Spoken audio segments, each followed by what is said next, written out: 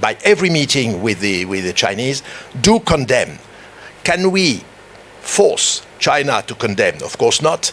But will China condemn? Of course not. Because you cannot condemn your major neighbor. You cannot condemn a country on which you depend on your energy, which is vital for your very existence, which is existential. And so it's existential to China. So how come EU today is so self-centered that because of my existential threat, you have to kill yourself, China, to support us? I have looked very closely to the new 15th five-year plan, which in my view is the typical, I would say,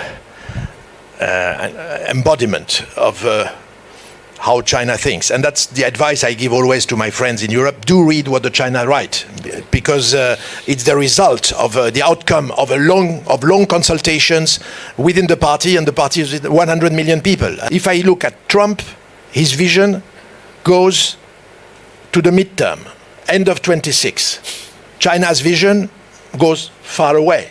So to 2035 and then 2049 right. as a major issue, but the ones who decide will not be longer there in 2049. So the long-term vision is there. Capacity of adaptation. 大家好，今天要分享的是亚洲协会香港中心主席、香港恒隆集团原董事长陈启宗今日与法国外交部前秘书长莫里斯·蒙塔涅一段访谈的节选。陈启宗是香港著名企业家和社会活动家，在多家国际智库和知名大学担任董事或顾问，是一位爱国爱港人士。在这段访谈中，已经退休的法国外交高官蒙塔涅谈到了随着新世界秩序的形成，欧洲如何找到自己的定位，中欧关系将如何演变，欧洲能不能摆脱美国的控制，搭上中国快速发展的顺风车等等问题。我们来看看他是怎么说的。 I remember about 10 years ago, people start talking about G2, meaning US and China. And I told people at the time, I said, China would never accept G2. China prefer a multilateral approach. They don't want to stick out their head, become the other G together with G1, which is the US. But I don't hear people talk about G3 except in Europe. Of course, the G3 meaning EU. How do you see the world in this dimension? Is it a G2 world? Will there be a G3 world? Or will it be a G1 world? What is the world going to look like as we see it evolve? As everyone here, I've noticed that President Trump, during just after the meeting he had and prior to the meeting he had with President Xi Jinping, pronounced the word G2. And I remember it was during the time I was in China. I remember the Chinese officials we are talking to rejecting this idea of a G2. G2 means harsh competition, and G2 it means a tête-à-tête which is never, I would say, pleasant. I have another example at the European level, which is not of a G2, but which is a tête-à-tête between France and Germany. My experience of the tête-à-tête between two countries is that it's always frustrating, it's always insufficient, and we need a sort of broker between us, someone else. That's why the Brexit was a tragedy, because when you had the British Yes. in the EU, you had the French and the Germans, and always when something went wrong, one of the two was always managing some solution with the third party. And that's where the British were very useful, or it was Britain, Germany, and we were managing something with them. So when I hear this idea of the G2, it means harsh competition between the US and China, which in my view exists in a way regarding this competition for key technologies, because key technologies will structure the world of tomorrow, not because one or the other will be producing more, but the one who will, I wouldn't say win, the one who will be the first will have his own technology, having norms and standards imposed on all the regions where they will propagate these technologies. And so that's where the competition between the US and China takes place. And here, precisely, the tête-à-tête between China and the US is, I wouldn't say dangerous, but can be very rough. And that is precisely where one needs a third party. And the third party, as you said, could be the EU, should be the EU. Should be the EU because of the size, because of the weight, because of the, I have to say, the capability of the EU for a right balance of the world. And it's now up to the EU to find out the right place. If you allow me, I could say a bit more about Please. it. Because as long as we had, I would say, a happy globalization, there were no issues of that between all these big ensemble. China had its own development, I would say nourished by the Americans and by the trade with America, by the exchange of students and all that, by some R&D, and there was no, in the eyes of the Americans, no danger for the American hegemony. The EU had very happy moments with China since the first agreements we had in 75, then in 86, then the support given by the EU to China in 2001. You remember in the WTO, World Trade Organization. 2001. Then 2008, let's remember the support given by China through investments during the financial crisis. Then it started to become more complicated.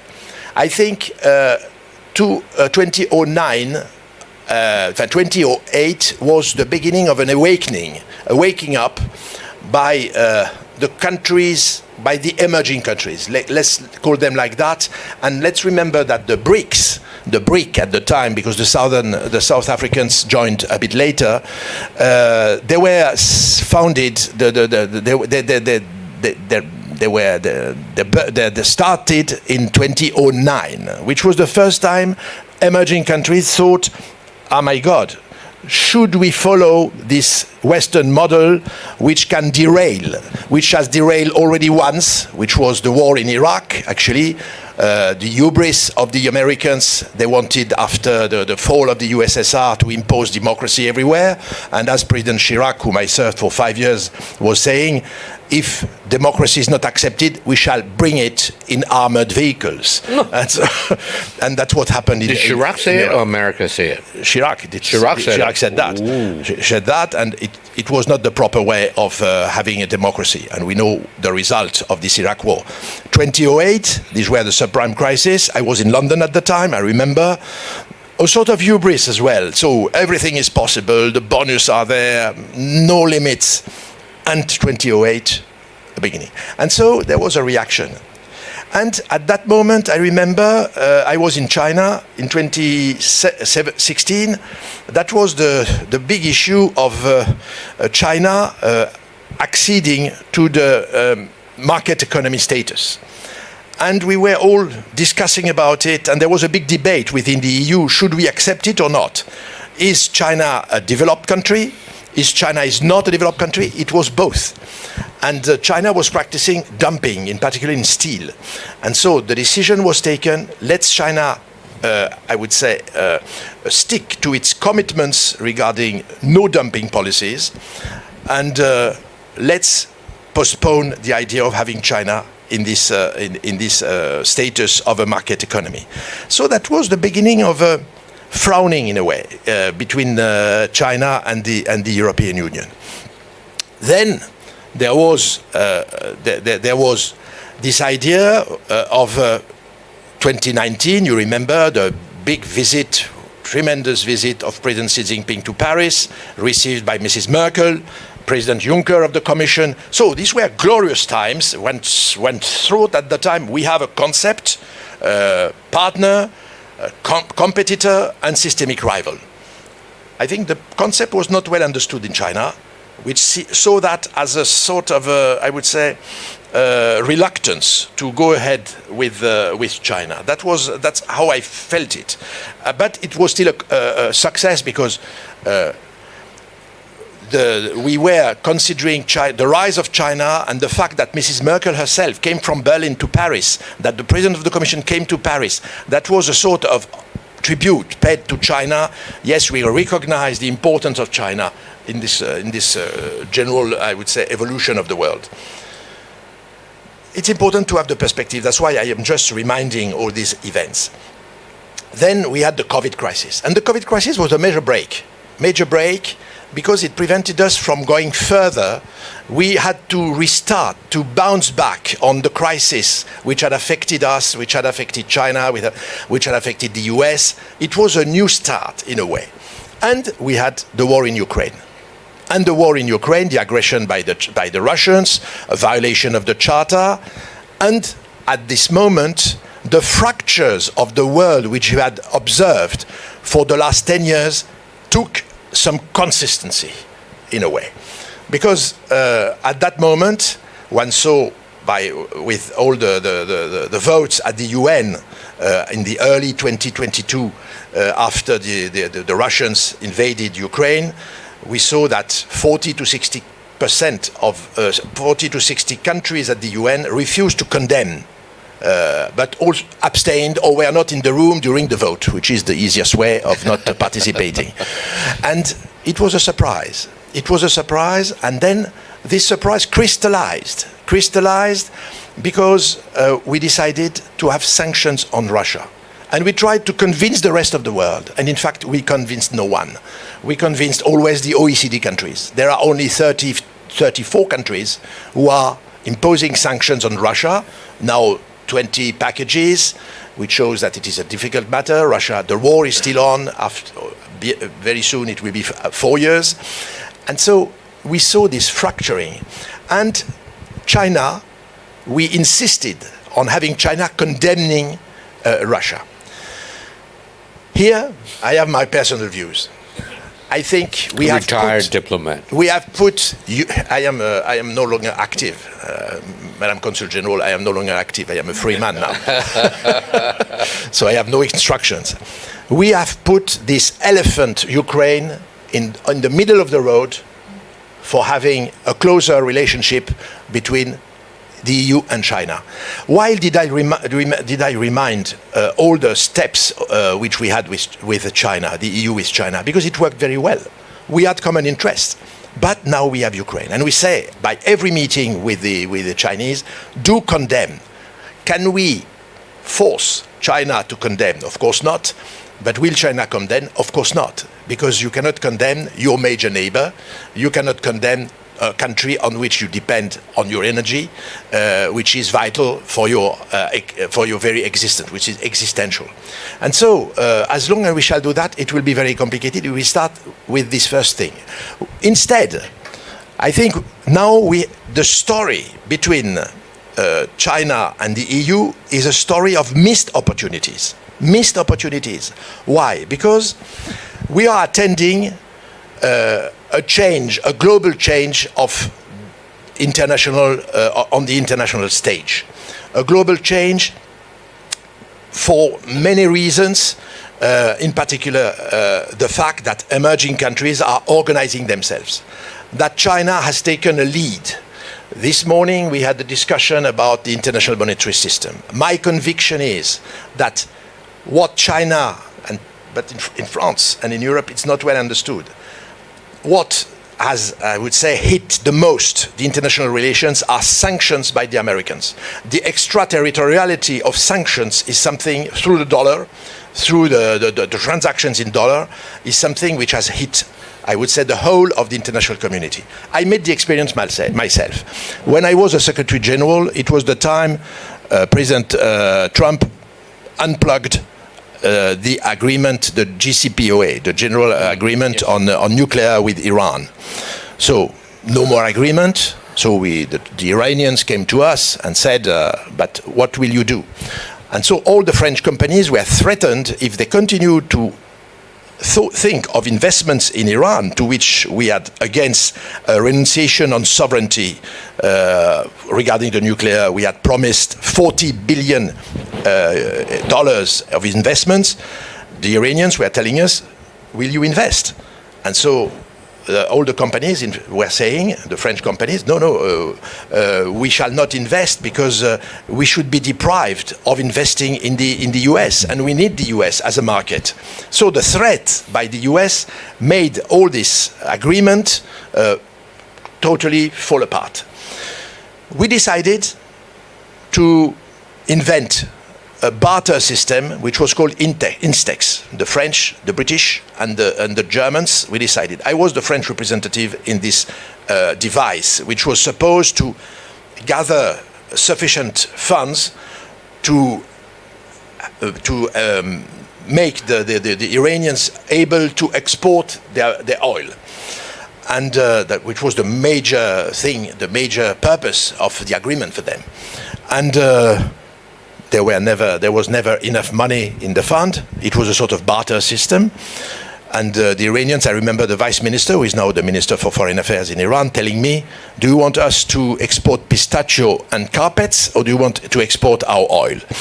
And so, because everyone was threatened by the sanctions, and the ones who were not respecting the US extraterritorial jurisdiction would be deprived of their capabilities on the American market. Plus, they will be accused of threatening the American security, which was the case for the ones in Instex. So, we are in a situation where everyone in the world, every country has experienced this idea that yes, we can be sanctioned. Do you know that there are about more than 50 countries in the world which are under sanctions? From Cuba, 1962, until Russia, over too many, and so many countries. Sometimes 50, did you say? 50, about 50 countries. That's 1/4 of the world's Yes, United Nations member absolutely. almost. And so everyone is fearing that they would be imposed sanctions. Hence, China taking a lead, which we should take into consideration, because China not only takes the lead, but China has about 100 countries and is the first trading partner of about 100 countries. So it's a natural leadership for China. And in between, we have put Ukraine in the middle. At the moment, we should try to find out the ways and means to work with China, with those countries, with those new regions. I am always very, I would say, cautious and vigilant on a new development, which are all these preferential tariff zones, RCEP, for instance, Regional Cooperation and Economic Partnership, which had its first summit RCEP, yes, which has its first summit in Malaysia just recently with the APEC summit. So these are huge ensemble. CPTPP as well, without China, but the British are very clever. They've joined the CPTPP. Why is not the EU with China to work with China in these zones? In fact, now if we want to sum up I would say the difficulties for which the EU has to find out a strategy out of 3 difficulties. First difficulty, we want to decouple from Russian energy, because most of the sanctions are against Russia and imposing a cutoff of supply of oil and gas in the EU first, with tremendous effects on Germany in particular, but the rest of the EU as well. Second, we want to be independent of the US, because in between there is this the elections of President Trump for a second mandate, and we are not sure about security. And half of Europe is relying on the US. And third, we want to de-risk from China.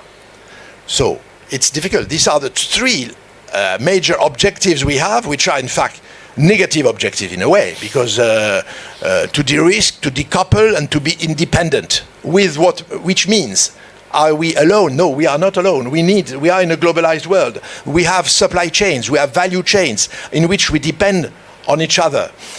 So these are the major stakes which we have to deal with, which are challenges. How can we manage these challenges? This is the big question mark. Then I want to bring you to what happened. I think it was yesterday that you were in a session on the Family Business Summit together with the President Ambassador of EU to Beijing. And I was totally flabbergasted when your ambassador, not France, but EU, said that China must condemn Russia because this is existential threat to Europe. My question to him this morning was this, and you were there. My question to him was, China's existential threat number one is energy security. And still so much of the oil and natural gas come through the Malacca Strait that if the Seventh Fleet of the United States were to blockade the Malacca Strait within weeks, China will be on its knees. And so energy security is existential to China. So how can the EU explain to me, I fail to understand, how can the EU ambassador say, it is existential threat to me, so you should kill yourself, China, and condemn Russia. And Russia is the closest supply of the pipeline and so forth of energy to China. In case the sea link is blocked, Russia is the only one that China really can rely on. And so it's existential to China. So how come EU today is so self-centered that because of my existential threat, you have to kill yourself, China, to support us? Now, that's a bad part. The good part is this. We just spent a couple of days in Paris, and I noticed that the business community are now more open than last year and certainly more open than 2 years ago to finally invest or at least approach China for economic relationship, which was not there a few years ago. So the private sector is already leading the charge, but your EU ambassador is, to me, so ridiculous. Now, will the politics follow economics, or will politics choke the economics and make you again desegregate from China? First of all, energy security is a key thing for every country, and for the EU as well as for China. We need energy. We have some, of course, renewables. We have nuclear energy regarding France, but we have also in our mix a lot of fossil energy. And so in certain countries still the coal is exploited. In France no longer, but we need oil and gas imported because we don't have it.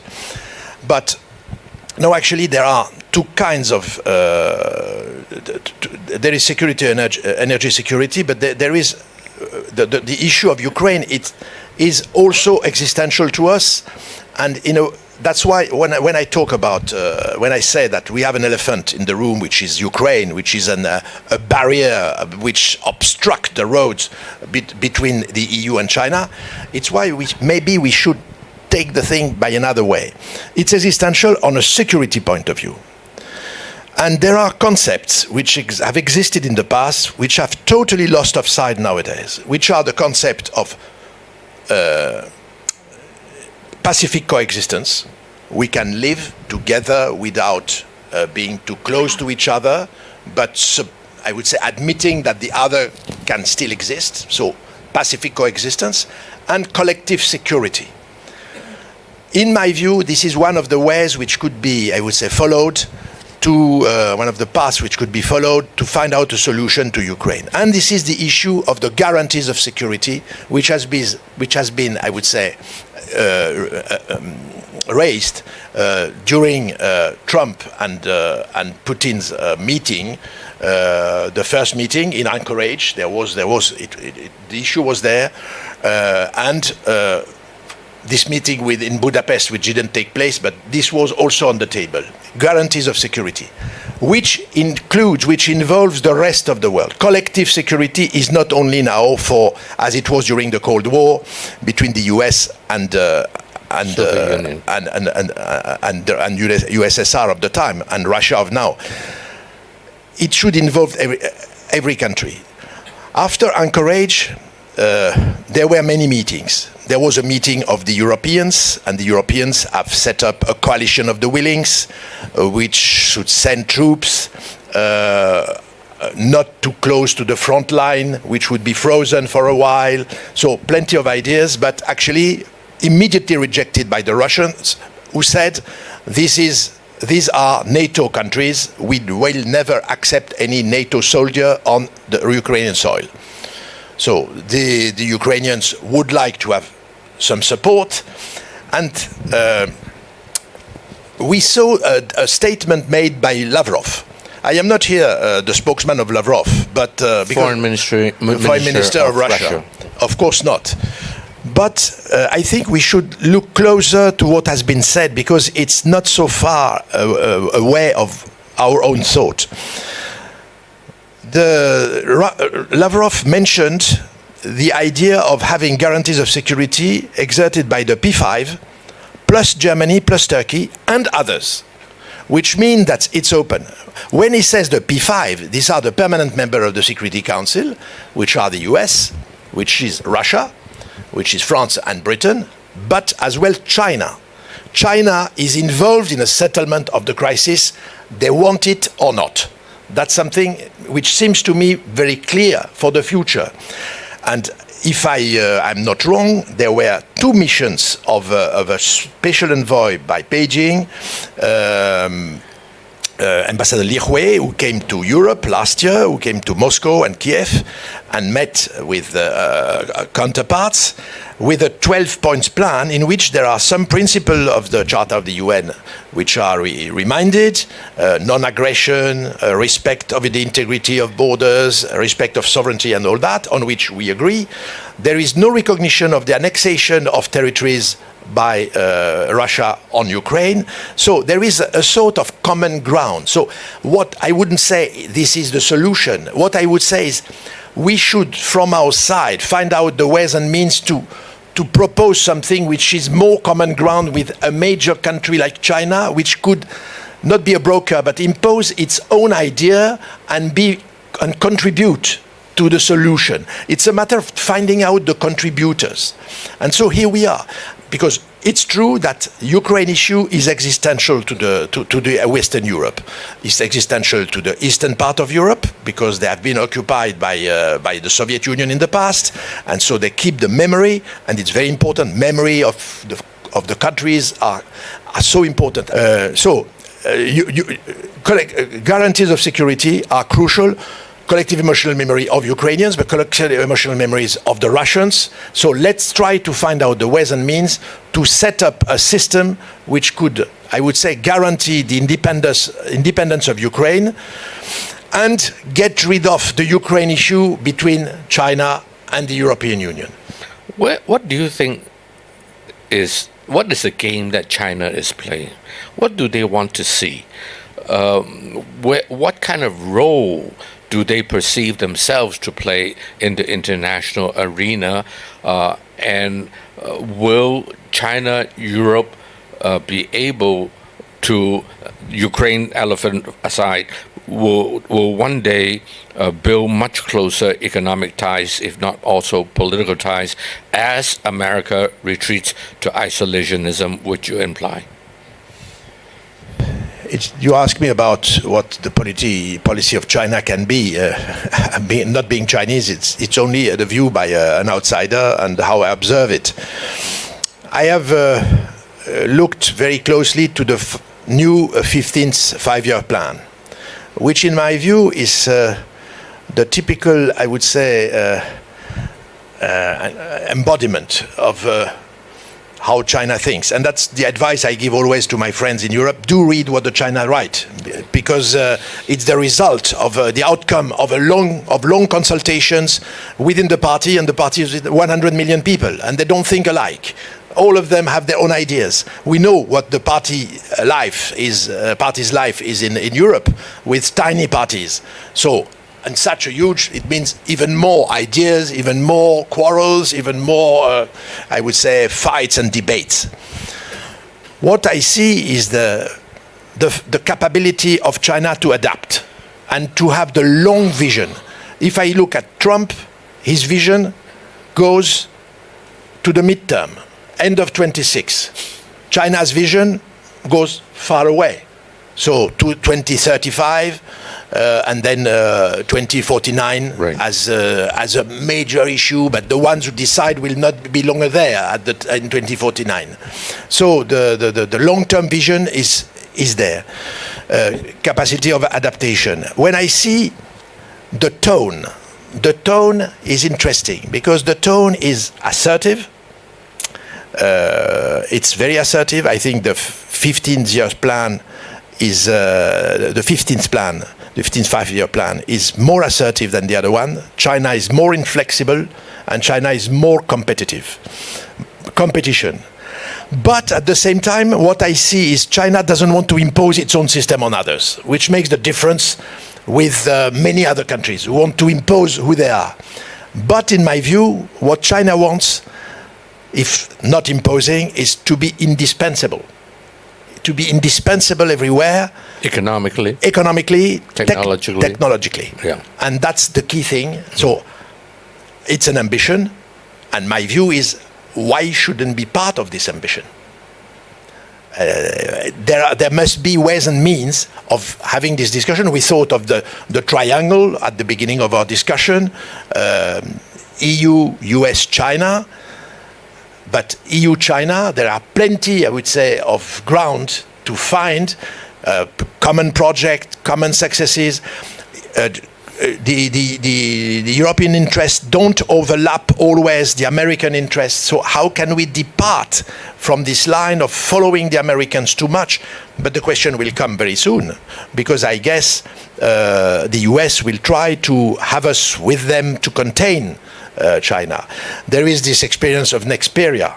Nexperia recently, Yes. you know, what we would like Yes. is to attract Chinese investments in Europe. As there were European investments in China, now it's the reverse. But if there are Chinese investments in Europe, investors, Yeah. yes, companies investing, if these companies are threatened by sanctions from the US, which was the case for Nexperia. Nexperia, Chinese company, subsidiary of a company based in China, which is under sanction, on the blacklisted, let's say. What will Nexperia do? Maybe what they did was not very agile, or not very, was a bit clumsy. But are we able to detach ourselves from any pressure from the US who would tell us, you must do this, you must do that, and in that case to seize a company with the prejudice, with the damage it is doing not only to Chinese vehicles, but to the European production of automotive, in the automotive industry. So we must have mechanisms, I would say, if we do like that. So, but there are possibilities. The more we talk to each other, we have some structures for dialogue between China and the EU. But we don't talk enough. The more we talk to each other, the better it is. The more there are human exchanges between China and the EU, the better it is. I would say since the COVID, the level of exchange of students to China is much lower than it was in the past. I remember we had at the time of Madame Consul General being the Deputy Director General for Asian Affairs, we had 10,000 Chinese students every year. So on the whole, on three years, we had 30,000 Chinese students in France. Now we have a few thousand. And in China, we have a few hundreds where we had thousands and thousands. We had French campus in Shanghai and in many other cities. This has shrunk a lot. So, and I speak for France, but it's the case for all the European countries. Let's know each other, because and that's something we have as diplomats. That's the most important. Let's talk to each other. Let's listen. Let's try to understand. Let's try to decipher. Let's try to find out cooperations. That's the purpose of the diplomacy, and which is so necessary.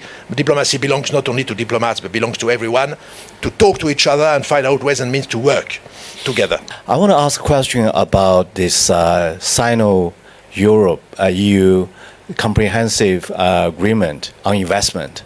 In 2021, that sort of the final negotiation agreement signing was kind of frozen, right, because some political issues. But recently it looked like there's some of progress, such as EV, electric vehicle sort of the discussion and technical stuff, and also some of the news report that maybe there's some of the additional progress on this front. I want to know your assessment, how likely this comprehensive agreement can be hopefully signed in the coming futures, and what are the obstacles right now, and what are the things that we can do to help that accelerate that? So just let you know that I'm a Chinese living in Hong Kong. I was born in Xinjiang. I was born in Xinjiang, and because 2021, some of the members in the European Parliament used Xinjiang as an excuse to block the things. Can we invite them to go there to see more? Thank you for your intervention, because of course that was this negotiation which lasted for about 12 years and 30 rounds of negotiation. And I remember when I was in Beijing, we were always thrilled. Well, we'll come out of this round of negotiation. And at the end, it was the end of the German presidency, Mrs. Merkel being president, and we finally, eventually, we sign with China on comprehensive agreement of investment. So, a level playing field, access to the market. It was not on trade, it was on investment. But it was a good start, and it was the first time we had something solid. Not everything was settled, but it was the beginning of something. Coincidentally, at the same time, the Xinjiang issue comes up. And the Congress takes some measures, some sanctions. And the European Parliament reacts the same, takes the same path. And there is a retaliation by China. We could have foreseen all that. And this agreement has been put into a drawer. What I think now is that, yes, we have this EV issues, electric vehicles issue, and the opposite measures taken by China, we start still there. There are discussions on it. There are maybe solutions to be found. The discussions are going on. So I am quite confident that because of the necessity, we shall find something. But what strikes me is that we have, with the CAI, Comprehensive Agreement on Investment, tools to work together. Of course, the world has changed, but we could adapt. There could be something done between this European Union and China to work together and to have step forwards in cooperations. So I am quite confident one day the CAI or something of the kind will come up. It depends, of course, on the first step made by the one and the other, which I mentioned, but I am quite confident. And I went to Xinjiang, I went to Kashgar, which is a good memory. And so, I remember our guide telling us, oh, we are here as Uyghurs, but let's remember for centuries we sent our princesses to be wives of the Chinese emperor. And vice versa. The Chinese princess also went west. 欧美的政客果然是退休了才会说一点真话，才敢说一些真话。夹在中美之间的欧洲路在何方？欧洲如何找到自己的定位？蒙塔涅承认是欧洲人自己把乌克兰这头大象摆在了欧中建立更紧密关系的路中央。他坦言，欧洲不断强迫中国谴责俄罗斯是徒劳的，这只会让欧中关系重启难上加难。他同时也指出，当今世界真正冲击国际关系的是美国滥用美元霸权实施的长臂管辖式制裁，这让全球各国包括欧洲人人自危。而中国有长远的发展规划和愿景，而且并不追求把自身的模式强加给其他国家，所以欧洲应该尝试成为中国雄心壮志的一部分，从中国的发展中能够分一杯羹。尽管面对陈其中的质问，欧盟哪来的自信？怎么会如此以自我为中心，要中国牺牲自己来支持欧盟谴责俄罗斯？蒙塔涅只是强调，安全保障对欧洲各国来说是至关重要的集体情感记忆，和能源安全同样重要。尽管在谈到安世半导体事件时，他只说美国的制裁和压力让中国和欧洲受损，对荷兰政府的卑鄙行为避而不谈。但在目前世界正走向分裂和对抗的大背景下，作为欧洲大国老牌政客的蒙塔涅，他能充分肯定中国对南方国家、对金砖集团的引领作用，能盛赞中国的5年规划，并表示欧洲应该参与其中，能说出欧洲的利益并不总是与美国重合这样的话，已实属难能可贵了。